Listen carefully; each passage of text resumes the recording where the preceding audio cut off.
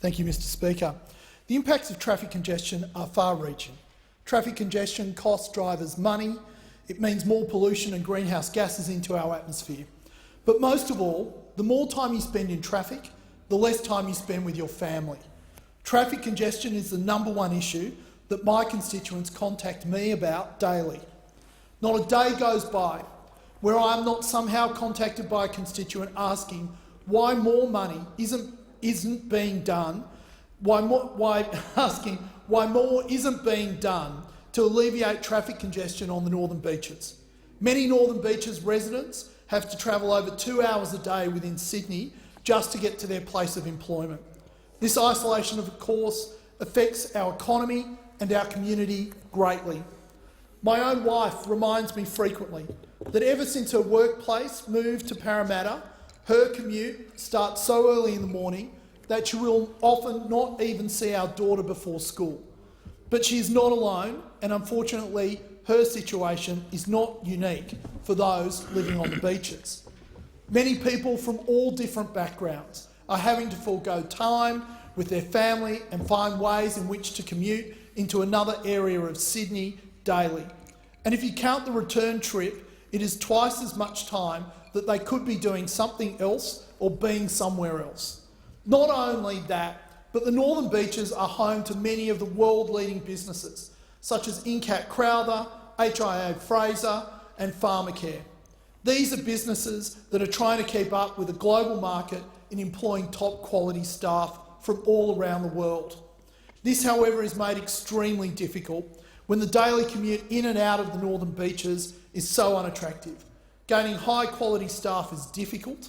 They are faced with the choice of either losing their staff or moving their businesses away from the beaches, and both options negatively affect our economy and our area. Of course, these businesses don't have to ultimately think of the community economy in these cases, so they will generally choose the most attractive option, no matter how much they do not wish to do so. But now the government is pursuing positive solutions in order to alleviate congestion and, as such, improve the economic, environmental and social issues that arise with the cost of traffic.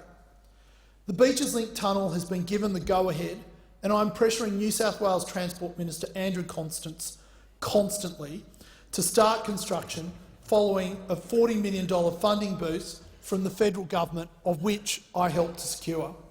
Public transport is another answer to congestion. The people of the Northern Beaches don't even have a metro available to them, a large area of the city of Sydney, without this useful infrastructure.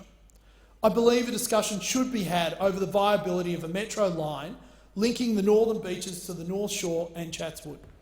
This is nothing new, as it has been proposed numerous times before under such proposals, including the Bradfield Plan. It is a viable option for the alleviation of traffic congestion and has been well proven to work in the past as such, and would largely help the constituents within my electorate and would help to decrease the issues that I pointed out earlier. Not only that, but a few weeks ago I even called on Uber Air to launch a trial right here or right on the beaches, following their Melbourne announcement. I have been buoyed by their positive response, and I have been in contact with multiple other drone companies that are making similar innovative advancements in this field. And as such, I'm trying to look into every viable option to alleviate the traffic congestion within my constituencies and issues that arise with it. Because, Mr Speaker, you see, the Northern Beaches is home to 3 of the 10 most congested roads in Australia. Warringah Road, which is currently getting an upgrade outside the Northern Beaches Hospital, was rated the 3rd worst road in Australia for congestion. And this isn't just a question of the economic costs or the amount of employment moving away from communities around Australia.